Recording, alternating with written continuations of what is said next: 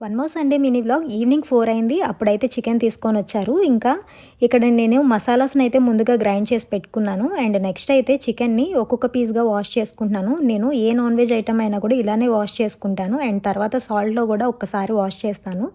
దీనివల్ల ఏంటంటే నీచు స్మెల్ అనేది రాకుండా ఉంటుంది. ఇంతకుముందు నాకు 2 టైమ్స్ ఎక్స్‌పీరియన్స్ ఉంది. అందుకని ఇలాగా లేట్ అయినా కూడా కొంచెం నీట్‌గా వాష్ చేసుకొని ప్రిపేర్ చేసుకుంటాను. నెక్స్ట్ అయితే ఇక్కడ నేను గోంగూర చికెన్‌నైతే చేసుకుందాం అనుకున్నాను.